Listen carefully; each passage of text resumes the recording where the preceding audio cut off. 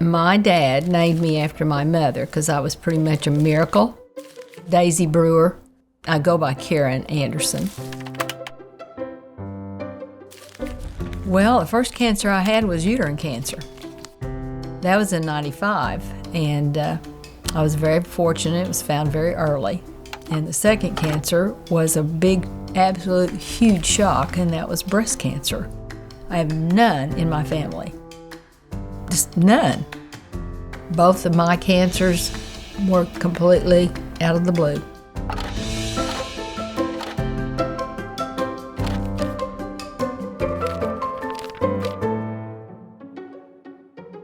Our roots are really deep here. Both of us grew up here in Holdenville. We're members of a Methodist church, which I'm the historian. Our parents were in the same Sunday school class and all that. Of course, I'm an OSU graduate. I'm a teacher, public school teacher. I'm a gardener. Vegetable garden is my therapy and flowers. And so when I went for my annual in 2009, came up that I was definitely anemic. And that's when he said, okay, I'm going to put you on a real high dosage of iron for a month and come back. Well, it didn't do any good. That's when he said, I want to send you to Dr. Bowen to check out your blood.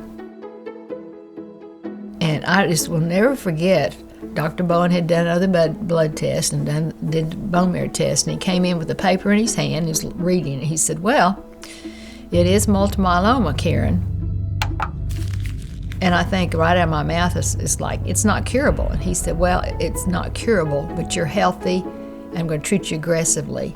Well, multiple myeloma is a cancer or malignancy of the plasma cells. It can cause failure of the kidneys, as well as it destroys bone and does other things, very high calcium levels. It can cause problems. Not many people really know a lot about multiple myeloma.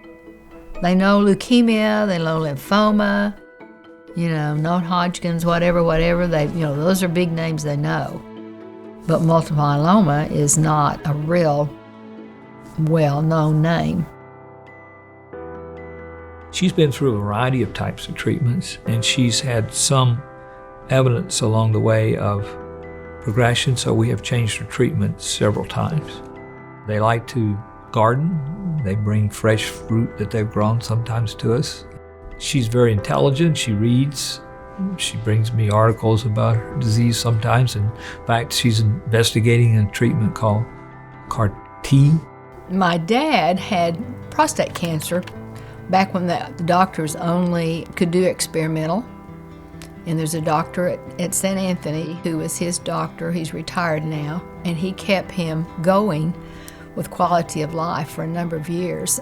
And it's amazing now to know how much medicine has changed since in the early 90s, that how fortunate I am that every time something quits working, something else has come along so far. The treatment has evolved quite a bit over the last 10 years or so, such that survival has improved quite a lot. Patients with stage 1 can live 5-10 years or more.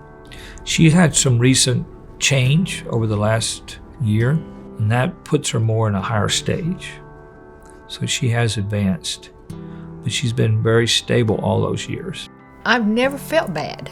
After I got through the stem cell transplant, I don't have any aches and pains that are not related to the age I am, and I'm pretty healthy other than that. I think I was very blessed to be sent to Dr. Bowen and to St. Anthony.